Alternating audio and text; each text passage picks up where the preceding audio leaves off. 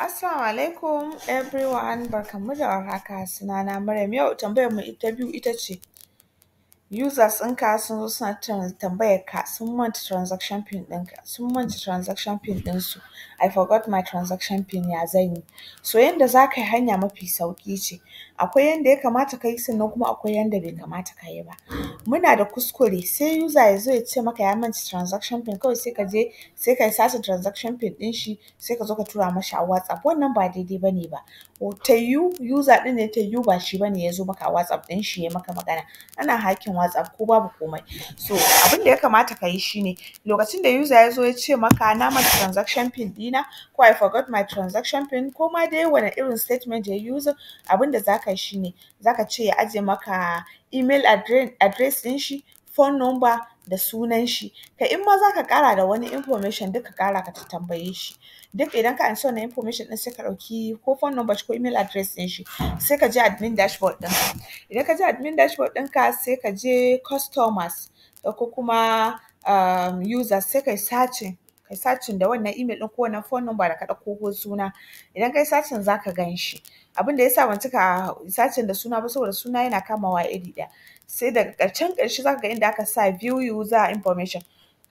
Sai ka view wannan user information ɗin, za ka ga transaction pin ɗin. Sai ka duba ka tabbatar shin email address ɗin da ya baka iri ɗaya ne daidai da duk waɗannan informations ɗin. Wasu users ɗin account ɗinsu ne amma kuma sun manta informations ɗin duk da suka yi using, saboda ka ga ana bubbuɗe emails da yawa haka da sauransu.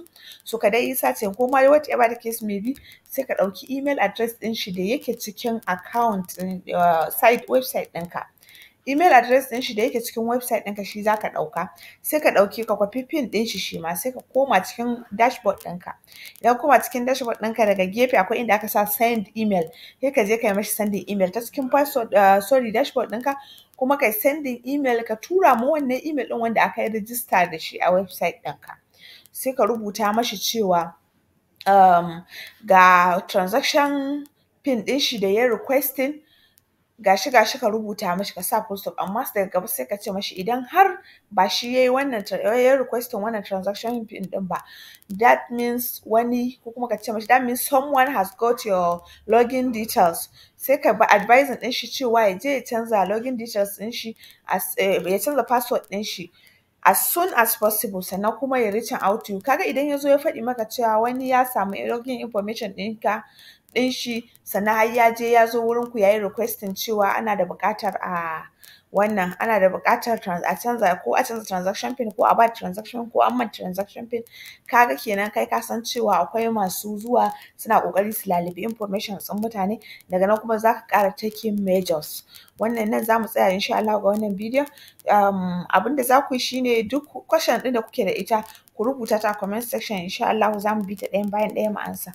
Na gode ƙwarai da jimirin sauraro, kar ku manta ku yi liking, ku yi comment sannan kuma ku yi sharing a group ɗinku.